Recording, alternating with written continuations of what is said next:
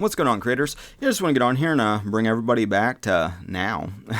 Appreciate y'all being here and vibing with me for a bit. Yeah, today I'd like to talk a little bit about facing your own shadow and what that looks like, how you can start to do that so that you're not just being reactive all the time, falling into unconscious patterns, creating more dysfunction in your life. Once you really start to embrace your own shadow, you can start to transmute it, and instead of like ignoring it, like, oh, I'm going to constantly try to pretend like this desire that's kind of dark, this dark impulse or whatever, it isn't there, or getting all fearful and whatever, which actually kind of perpetuates it and strengthens it. It's more about recognizing it, seeing it for what it is, and then choosing to do something different. And so when it comes to life in general, I've had a lot of like kind of dark experiences, chaotic experiences. I've been in jail, been arrested numerous times. I've been around a bunch of fucked up people that aren't afraid to be violent or whatever. And even that impulse in myself at times, a lot of times, it's like my knee-jerk reaction to a lot of like situations. Maybe if there's another like dude that's being a fucking instigator, I'm not going to just cower in fear about it, but I'm not going to go looking for problems either. But if I'm confronted with a situation, I'm not going to handle it by being reactive to fear. And that's ultimately what the shadow work is all about, is transmuting fear, being able to look fear straight in the face and transcend it, make a new choice, demonstrate courage, which is actually kind of unique, it appears, in creation. If COVID is any example of that, it's like a big portion of society is fucking cowardly and will just do whatever they're told and will allow people with more dominant consciousnesses to rule over them, and they'll just take it. And it's like, really? And it really is applicable to a lot of just behavior I see in just chickens even, and it's like, oh, my chickens are down here on the evolutionary level and people are way up here. It's like, how can you compare people to chickens? And it's like, well, have you ever been locked up? Have you ever been to jail? I've never been to prison, thankfully, but it's like jail has been like the as far down the pit that I wanted to go. And I spent 45 days in county jail as the longest stretch, which is not a huge stretch, but it was like 90-day sentence, but I got out with good behavior. And then at the same time, though, I spent 5 months on house arrest the first time, 3 months the second time. I ended up doing a whole year of time between house arrest and jail on a charge that I was just, it was the second DUI I got, and I was like big into drinking, partying, just really in a dark space. And like I had, like 3 weeks left to get off probation of that charge. Thankfully, it got rolled from a felony down to a misdemeanor. But then, I violated my probation because I just like got in an argument, didn't handle life very well. And so any type of chaos or conflict or whatever, I was just like, hit the fuck it button and just get hammered. And so what ended up happening with that, I get arrested with a couple weeks left to go. You get a whole year, with a Class A misdemeanor at the time, maxes out at a year. And I did the whole fucking thing just because I just couldn't get through this bullshit. And that's like very common with like a lot of legal system shit where it's just like, there's a lot of stupid hoops to jump through and petty bullshit.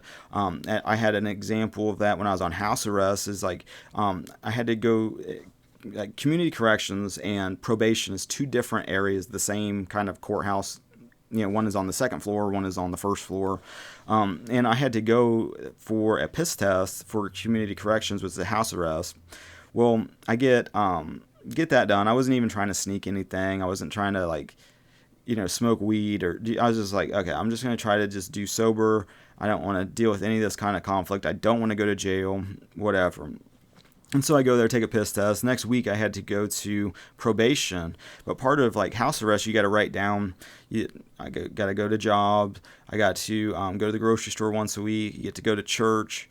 You get to do yard work once a week. You get to go to your AA classes and just alcohol classes and shit. But you have to write it down and submit it at the beginning of the week for your weekly schedule. Well, I had to meet with my probation officer the following week, and I get in there, and he's just like looking at me like mean mugging, and I figured, maybe he's dealing with some shit or whatever, and I'm not his friend, and I'm not, necessarily too friendly with this guy, but he's like looking at me, and he's like, tell me one reason I shouldn't violate you, and it's like, what? what are you talking about? And he's like, well, you missed a piss test. I'm like, no, I didn't. I took it last week. And, long story short, they mailed me something, and I didn't get my mail because my mailbox was down the street, and I didn't even give a shit about the mail at the time because I was like, all my stuff was digital, all my bills were online, and it's like, most of the stuff I was getting in the mail was junk and bullshit, and it's just like, I could care less about it. I still don't even really care about it, it's like my wife handles the mail, and so before it even gets to me, it's like, it gets screened by her, basically, but like, yeah, and he was going to like violate me for missing a probation piss test, and this is like, okay, well, whatever. And long story short, we got it cleared up, gave me a warning, but you get all these types of things in jail where people will either test you or fuck with you or whatever, but there is like politics to it. I mean, it's not just random chaos. There's a lot of like subtle non-verbal things that are sometimes verbal. Sometimes people will tell you, don't fucking do this, don't do that, don't do this. But, a lot of like the violence and stuff that I seen in jail in just intense situations, a lot of it was just like, again, a correspondence. It wasn't just innocent victims in it. There was instigating, there was like challenges, there's whatever. I didn't really have too much of it, like an issue in there. Like probably one of the scarier intense situations was like when I first got there. There's a guy, he's like probably in his 60s, and he was in there for dealing meth, and he was like one of those ones that you kind of don't want to fuck with because like he was looking at a lot of time, possibly even like dying in prison type thing, because he had this track record of just being a fucking retard, constantly fucking up, and now he's like got a bunch of felonies from dealing meth and everything. So kind of didn't want to fuck with him. And then he like somehow got this razor blade, I think from like a razor like from your face, and he like pulled one of the razor blades out of it, and it was like thin but sharp or whatever, but he kept it in his mouth, above his like between his teeth. And like I didn't know if he kept it there all the time, but I mean he brandished it to me when I first got in there. So it was like, yeah, you knew this fucking psycho had a knife or had an ability to slit your throat in your sleep if you fucked with them. And so it was like kind of uneasy. And then the other guy in the cell, there's 3 of us in this like 2-person cell because it's kind of overcrowded, but they got the bunk beds. I got this like cot on the floor or whatever. And, long story short, I ended up getting moved out of that cell to a different cell with, the guy kind of my age, a little bit younger, but usually kind of a bigger guy, probably 6 foot. I've been to prison, waiting to go to prison, because this jail was like kind of a, what do you call that? A staging place, so it's like you go to this jail if you're like going to prison, and then they send you to a place to be classified, then you go to prison. And so we get federal people in there, you get people waiting to go to prison, all in the mix with just like the people of the county. And this was one of those situations where he was getting ready to go to prison. He wanted to go to prison because jail to prison is like there's a lot more freedom of movement in prison, I guess. Where like jail is like you have a cell and a day room, and that's it. It's like you're just in this fucking area with these same people over and over again, and it's only a matter of time before you put these people that are already kind of dysfunctional in the same fucking environment, the same triggering events and everything. It's just a matter of time before they pop off, but like this guy with the razor blade in his mouth, well, he was like trying to fight this case, and so he was like coming in the day room to go to the library, the legal library or whatever, try to fight his case. Well, there was this hierarchical type of situation going on with the TV and the chairs in the day room. It's like, as petty as this shit sounds, like people have never been in that environment. They're just those plastic bullshit chairs, lawn chairs or whatever, and then you had, I don't know, 4 or 5 of those, maybe 6 of those, and then the only other thing that you could sit on is just metal benches that have like part of a table where you ate and everything, and then a TV, which I didn't even fuck with the TV because that was just a gigantic source of conflict for, and it bothered me too because like at one point we had this idiot that just loved watching The Nanny or whatever with Fran Drescher. And I could hear her ear-piercing laugh through this fucking metal door. And because it was like, once I got moved to a different cell block, it was like the door of like the cell I was in in the fucking TV. It was like right there. And that shit would go on as soon as the doors popped in the morning. They'd turn that shit on. But like in this cell block, there was like the people that have been there the longest had like the respect or seniority or whatever to sit in the chairs versus the metal benches, and had the power to control the remote if they wanted to. And so there's like that dynamic going on. Well, that guy that had the razor blade thought, I've been here for like a year or whatever. I'm looking at all this time. I may never get out. I'm not afraid of fucking violence or whatever. Don't fuck with me type of vibe. I'm going to sit where I want. I'm going to watch what I want kind of aura about him. Well, of course that caused conflict with other people in the cell block, because he'd watch stupid shit and think that he could leave and then come back and then instantly, as soon as he walked in the door, get his seat back or whatever. Well, my cellmate at this point, bigger dude, younger guy, for whatever reason that just bothered him, and he's like, fuck this guy, let's take him down a peg. And so when he was out in the law library or whatever, his cell was open, and what he did was he just went in there, grabbed his mat, which had like this particular place, it was like a mat that was super thin, and it had like a little bit of like cushion for a pillow, and that was it, and then a shitty blanket. That was like the bedding. He took all that shit and just threw it out into the day room. Took all of it. We had like these totes too that had your paperwork, your court shit, toiletries, envelopes, whatever, your little bin of stuff. And he took all that shit, fucking threw it out into the day room. And I'm thinking, oh shit, here we go. This is gonna be a fucking shit show when this guy walks back in this room. And it was. I mean, it was a total shit show. He comes back, and the stuff was just littered in the day room for, I don't know, like an hour or two. And that got everybody like hyped up then too, because then they started fucking with his shit, and it just spiraled into. And that guy wasn't very likable either. I mean, he was kind of a prick, and he was kind of just thought he was like hot shit or whatever. This untouchable convict or whatever. And like, so people were fucking with him, and so we all got locked down as soon as the guards brought this guy back, and they seen what was going on. They're like, oh shit. And that guy instantly, like that, like a light switch got triggered, and they threw his ass in the cell, threw us all back and locked us all up. And he starts, he didn't know who did it, but he had beef with this black guy that was in there. So pretty big black guy, but he was like the only black guy in this block. It's like, welcome to, Indiana. But, he was like this only black guy in there. And like, he thought, since they had some sort of beef in the recent future, that he did it. And so he's like dropping, like, he's calling him all sorts of names, dropping N-bombs and just, I'm going to fucking kill you, you motherfucking blah, blah, blah, and it was just going on and on. Well, and the black guy, he's like, I didn't even fucking do it. But, he was like, he didn't snitch on, like, my cellmate either. He's like, he didn't just go, well, he did it. Why are you fucking freaking out on me? He just starts going, fuck you. Who are you? And they just start going at it verbally. It's like, he's like in a cell over here. This black dude's like in 4 or 5 cells on the other, down the hall a little bit of the day room. And they just start going at it, just verbally, just back and forth, back and forth. Well, in the midst of all that, my cellmate's like, hey, he's going to eventually find out that it was me that did it.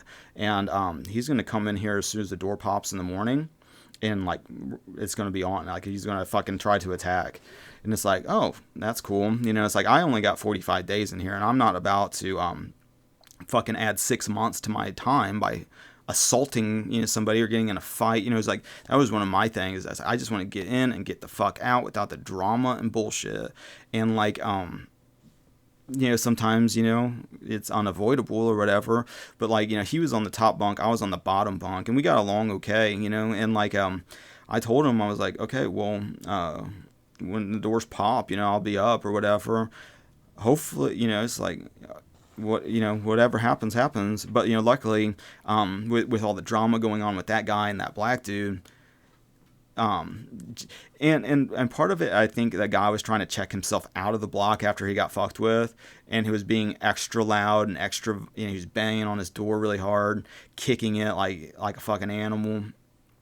eventually got the guards' attention. It's like they bounced him out of there, and yeah, that situation got resolved. But that kind of stuff, there was a lot of that kind of just these dark kinds of fucked up situations that could like. Once that guy went to prison, then I got a new cellmate. At first, that I thought I'd have the cell to myself, and everybody was like talking shit, saying, "Hey, Mike's got the Jack Shack," because it was basically, it's like you got a cell by yourself, whatever. But like, it was like within a couple hours, they brought this douchebag, big time fucking. I did not get along with this guy whatsoever. He's a wife beating abuser. And like he had snuck a condom filled with tobacco up his ass. It was like the first impression was like him shitting that out, causing, and then he was trying to get in the light fixture. There's like this little light or whatever. He's trying to fuck with it to hide it in there, which was like right near to where I, like in my fucking space, where it's just like, dude, I'm not about you putting this shit in here, and I'm fucking taking any type of heat for this dumb shit. And like, luckily I was only in there with this guy for a night, because when they moved him in, they ended up moving me to a different block, which, yeah, I was really, really grateful for. But like I said, it's not random chaos. I mean, it looks like that from the outside, but when you're in the midst of it, there is a method to the madness. And once you start to really look at your own shadow within yourself, to transmute it, not to hide from it, not to run from it, not to pretend like it's not there. Like I hear like a lot of like Christian-y people where it's just like, oh, you're so morally pure, you never even smoked a cigarette, good for you, let's give you a pat on the back. It's like, I don't believe people that are like that, and that's just from my point of view. It's like, oh, you're so superior. And it's like, oh, you're probably molesting kids then. It's like if you're trying to put this front up, like, oh, we've never even smoked a cigarette. It's like, yeah, you're not going to be around my fucking family, because I don't trust you at all. And like, but maybe some people, that's just my own shit I'm projecting out. But like, the more that you're able to incorporate that, I felt like that too with like killing a bunch of meat bird chickens. Oh, Mike, you should be a vegetarian and only eat plants that are not, and it's like, what do you think? Plants aren't sentient on some level? They don't have a consciousness. Everything has a consciousness. And it's like, even in killing the chickens and eating them, it's like there's like some spiritual kinds of like takeaways from that. When it comes to like ending a life, ending something like that, and it's like putting yourself in that being situation. It's like, yeah, you just want to kill them as fast as possible, and just like no suffering, no prolonged whatever, and watching my dog die recently in the past year or so, I had an aversion to putting her to sleep. And so I didn't, and I stayed with her every step of the way of her descent into death or whatever. After experiencing that, realizing that it was like inevitable anyway, it's like if I could do it over again, I probably would have like put her to sleep when she stopped eating, and just gave her an instant, painless, fucking quick death. And that was like what euthanasia actually kind of stands for. It's like a good death. And for those that are just like, oh, death, I don't want to even know about it. It's like, not everybody gets a good death. Some people get a fucked up death that lasts and lingers for weeks. And it's like, you just want to put a bullet in their head just to end it, and that almost feels like the most loving thing you can do for them. And so, anyway, getting back to like, facing your own shadow, it is facing a lot of those kinds of dark impulses, dark feelings, dark energies, and, defining who you are in the face of it. It's like, are you going to completely let that shit go? Or are you going to let somebody like attack you and you're just going to be, oh, just hit me as much as you want? And if you do that, if you start going down that route of just being a bitch, especially if you are around predatory people, say goodbye to say goodbye to having a mind of your own. You're going to be in somebody else's shadow. You're going to be incorporated into their drama and bullshit. And until you can say no, that's very powerful. Just being able to say no, fuck off. So many people are very sheep-like in the sense that they will just obey because they don't want to rock the boat, or they just want to be nice, and I feel like that's an attribute of somebody who hasn't faced their shadow, hasn't looked themselves in the mirror, all of themselves in the mirror. Because, we are to, according to the Bible, become more like children in the sense of like how we, spiritually operate.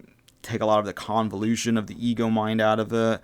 Think in terms of simplicity. What is true most of the time? What is a repeatable pattern?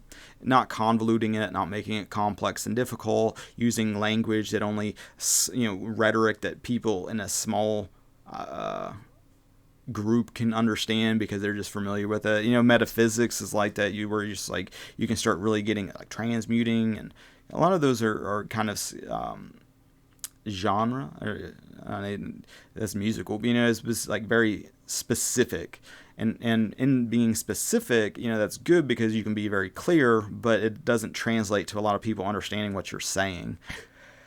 So there's a balancing act, and when it comes to looking at your shadow, any of those types of things, you can either be enslaved by it or its master. And if you can't look at it, you can't own it, you're going to be enslaved by it. You can try to push away that kind of stuff as long as you can, but until you address the core belief and the core assumption of maybe scarcity or fear, most of the quote unquote bad behavior that people demonstrate is because they're not familiar with love, because they are familiar with fear and scarcity thinking and all of the shit that comes with fear, embodying states of fear. A lot of animals just embody these kinds of scarcity fears. It's very, very, what am I trying to say? It's very, a group of chickens and a group of inmates, there's not much difference in the way that they're governing themselves through violence and fighting and dominance and all that kind of stuff. That's just kind of part of creation on some level. And you can pretend like that doesn't exist and pretend like, people are so moral and righteous and everything, but it's like that's not the world I live in.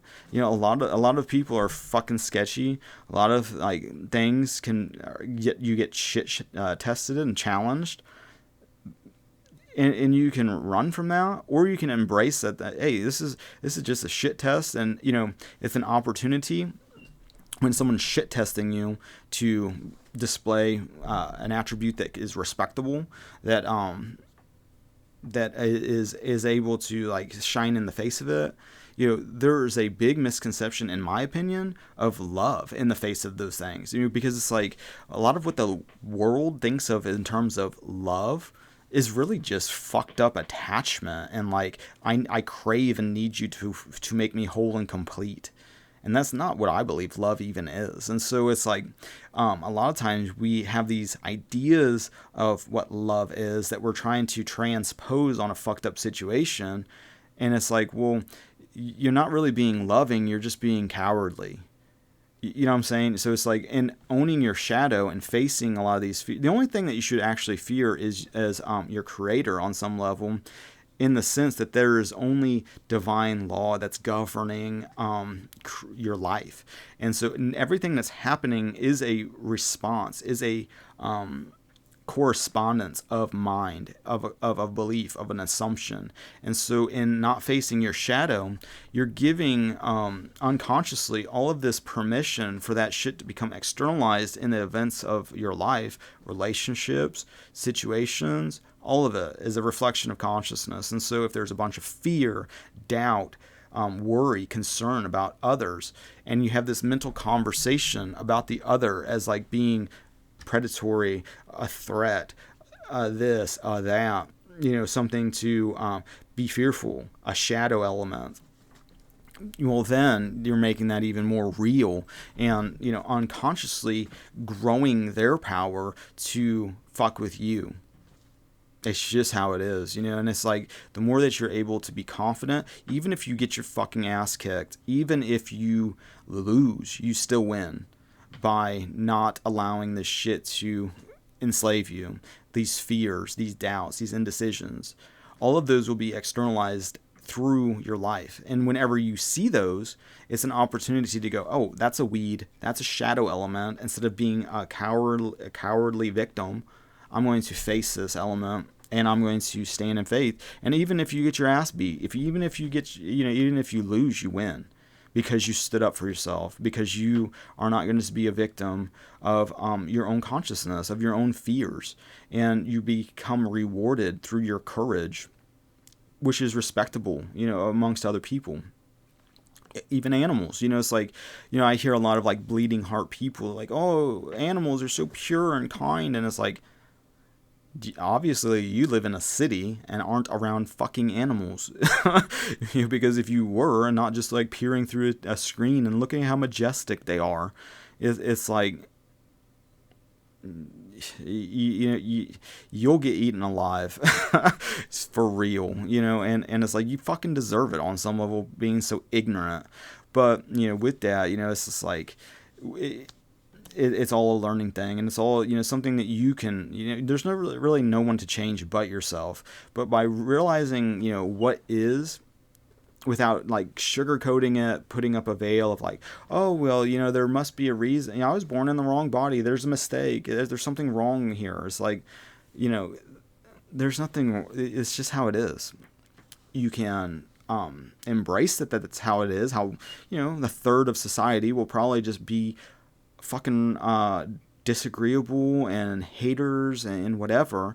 You can fight against that and wish things were different, or you can go, haters are going to hate, this is just what they're going to do. I actually kind of like haters on some level, in the sense that, there's two different categories of hater, that I've experienced, one of which will actually be helpful, because they'll attack your weakest attribute, which then you can use to strengthen yourself if they're right. It's like, are they saying something that is a weakness, that is true, that is something that you're doing that you weren't consciously doing? And that is actually, in my opinion, almost borderline a loving thing to do, because it strengthens you. And I think there's a tremendous benefit in strengthening yourself, not being weak. And looking at anything that happens as an opportunity to strengthen yourself and to level up. That I think is a powerful thing. Where then there's another type of hater that's just irrational, making straw men, projecting their own insecurities and their own bullshit onto you. That's not super helpful. That's just a dorky thing to do. Oh, you're a bad man. I'm the good person because I'm going to sit there and I'm just going to make up lies and fucking things that aren't even real and delusional. That's another thing, But there's, so I like actually, people that are maybe hostile on, and I'm gonna say hostile, just irrationally hostile. I think is retarded. But if there's just like people that just want to come to you, and maybe they feel threatened or whatever. Musicians, is very fucking toxic environment. Music producing, a very fucking toxic environment, from my experience at least. Maybe it's different, for other people, but from my experience, very fucking toxic. And you could play something perfectly, objectively perfectly, note for note perfectly, and you can have somebody that is going to hate on you because they feel threatened or whatever, and maybe they'll say, hey, your tone sucks, or this, or whatever. Maybe that's a true statement. Maybe that's mirroring a doubt that you had within you, because we're all connected. So all of those people that are demonstrating that kind of quote unquote hate outside of you is reflective to that shadow element within you. And so there's that. But then there's also just the fucking unhelpful, just they're jealous, they're envious, they're just a fucking loser, and there's nothing going on with them. They're just deeply unconscious. They're deeply full of like satanic beliefs or whatever. Oh my God, how dare you bring up this fairy tale nonsense? It's like, well, it's there. I mean, you can deny it all you want, but there is an element of this satanic delusionary spell fucking shit, and they don't want anything other than just to pull people down the drain with them because they're fucking pathetic losers. And oh my, how dare, those are fighting words. And it's like, well, look at the life that people are living. A tree bears fruit. If your fruit is fucking awful, change what you're doing. If not, then don't be surprised when people are going, hey, you got shitty fruit.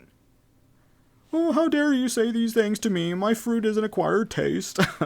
Whatever. But, in facing your shadow, facing these things, ultimately is an exercise of your own shadow work within yourself. The more that you're able to look at things, to be in that situation without becoming a triggered little pussy or whatever, that's a big game changing thing. Because at that point, when you can control your own state of mind by not becoming reactive to fear and hysteria or threats or whatever, people's unconscious behavior, if that doesn't bother you and you're able to hold on to your own frame, your own bubble, your own state of mind, it's powerful, and no one can fuck with you, and people can feel that, and people will respect that, and with that, it's definitely a net positive to be able to demonstrate more and more so of that.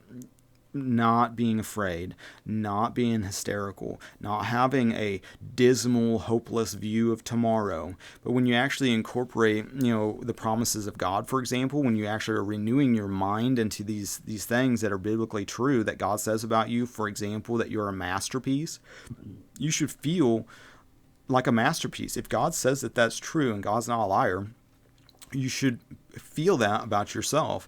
Well, if you don't, well, that is part of the shadow. That is part of the resistance. That's part of the negativity or whatever that you can transmute by renewing your mind, letting it go, not battling and resisting it.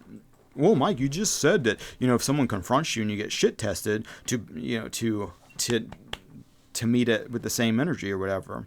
And it's there is time and place for everything, and if you're dealing with somebody who doesn't understand anything but aggression and violence, you're not going to convince them through another way, because they don't understand. They don't get it.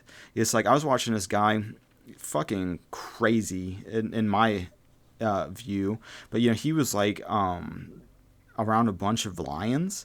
I guess he raised them from small age. I mean, these are lions now. I mean, these are not fucking small cubs. I mean, these are male lions, giant lions, and he's able to be part of their pride and sit with them, be around them when they're eating, all of this kinds of shit, because he gets how they operate. He gets when they shit test him, not to be the nice guy that just was well, I'll just let them scratch on my arm a little bit or gnaw on my skin and just let them do.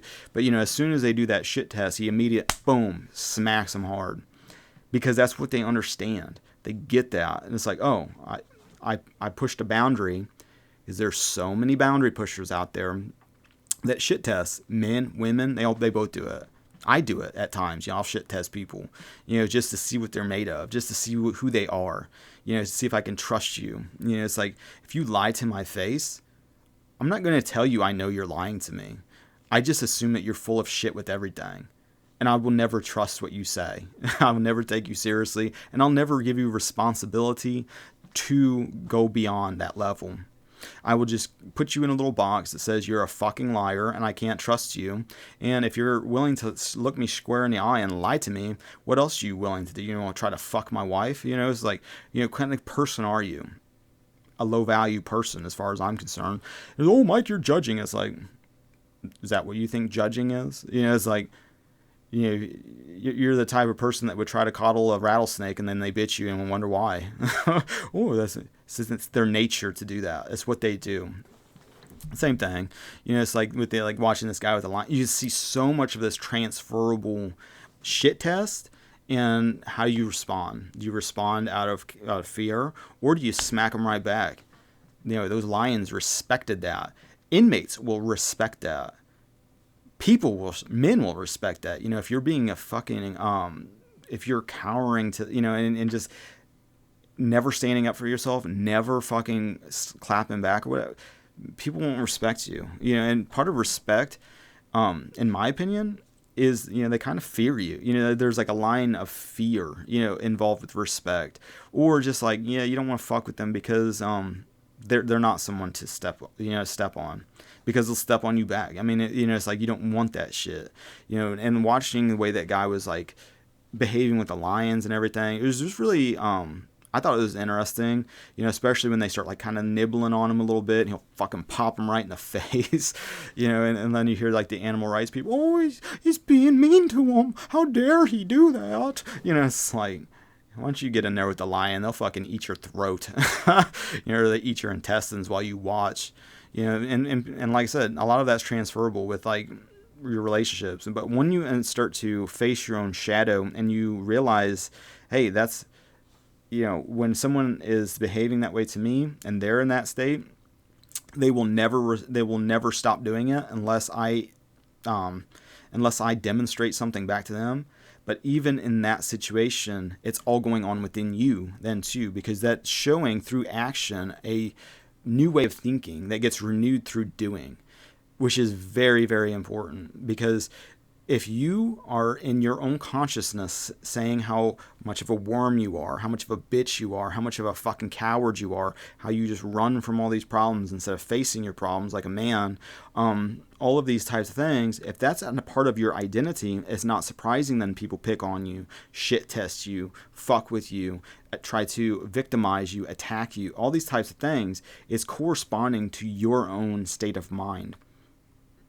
Powerful to know that, because then through standing up for yourself by not becoming a coward, you strengthen your own inner conviction, your own self-respect gets strengthened, which then is demonstrated outside of you through others respecting you more. So it's like the more you have self-respect, the more that will be mirrored in these things, and you'll only start to really get that through facing your shadow, through facing these fears, through facing these insecurities, all this kind of stuff, not pretending like that's not part of your consciousness, but to go, hey, yeah, this is part of my consciousness because I was in a fucked up situation for decades, and so I think in terms of this way.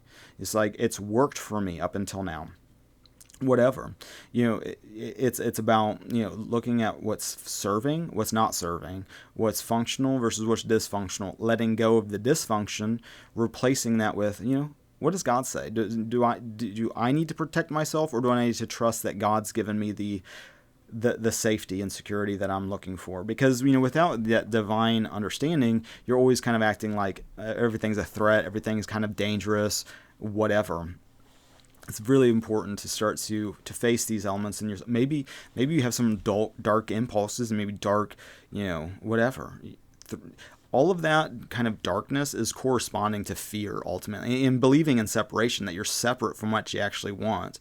And so a lot of the shortcuts and trying to just force through willpower and just like, I'm going to make it happen, a lot of that kind of stuff is in also strengthening your beliefs of separation, that it's separate from you and that God's separate from you, that you don't deserve it, all of these kinds of things.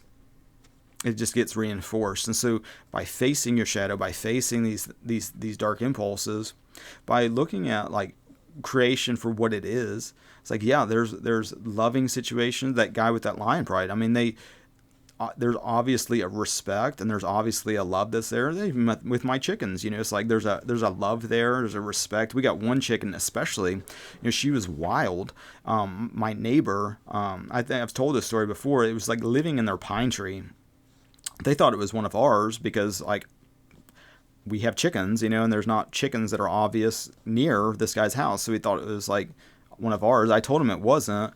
Well, it's the middle of winter. It's like very cold. No water was available. It was all frozen. No food. And it was around Christmas time when that happened. Well, around New Year's, and it starts, you getting done with the holidays. Well, that chicken made its way after 2 weeks of being out in those harsh elements, survived. And, and because it survived like that, it's still a very, it's very smart in the way that it survives now. It's like it'll fly away, and it'll be the chickens. I have 2 chicken pens, and this one will always fly out. I clipped its wings. It climbs out of that damn. The thing is fucking hood smart chicken, and like yeah, and I have a lot of respect for it because of that. And it's like of all the chickens I have, there's 2 that I would have an issue with killing. That's one of them, because I respect it.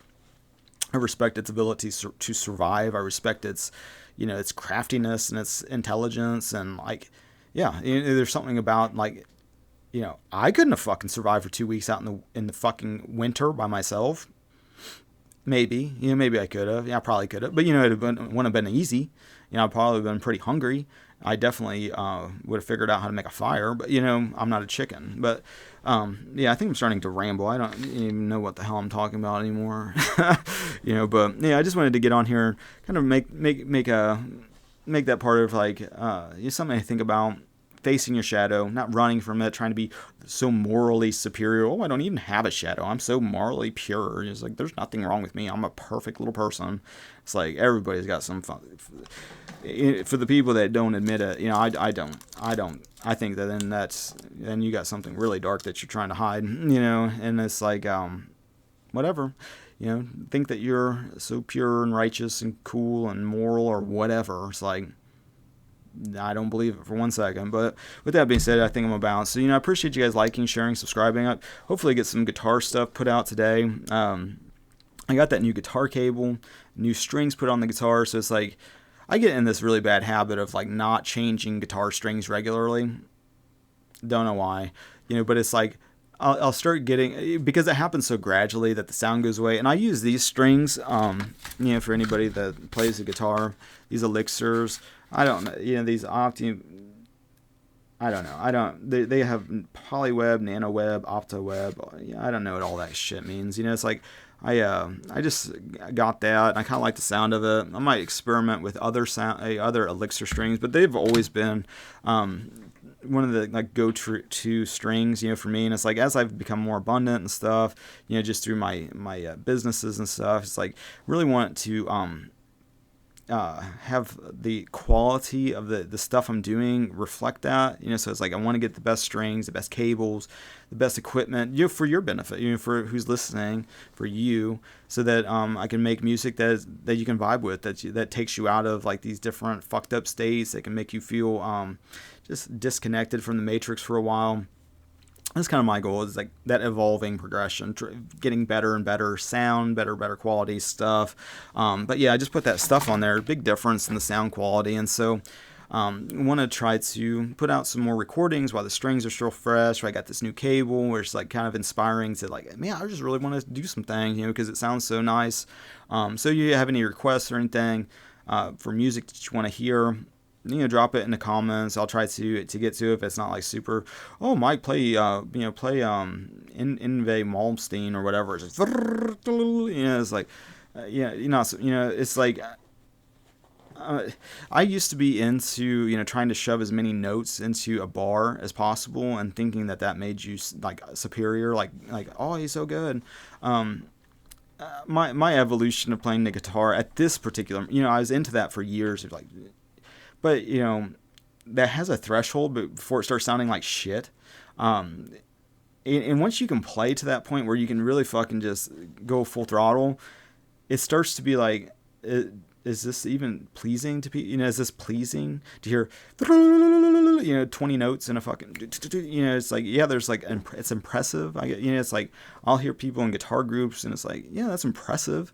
That's neat. It's cool. You can do these sweep pickings and tapping and all this kinds of stuff, but it's not musically super enjoyable to me, because I've gotten more, as I've aged or whatever, more into rhythm. And I put this out a while ago, but silence in playing is like, opens up another like a whole, it's like without toying with the silence, you're only playing half the instrument. If you're trying to play as many notes and not focusing on the quiet between notes, you're losing a lot of rhythmic elements, and you're losing some punchiness and clarity and like voicing and phrasing and all this kinds of stuff.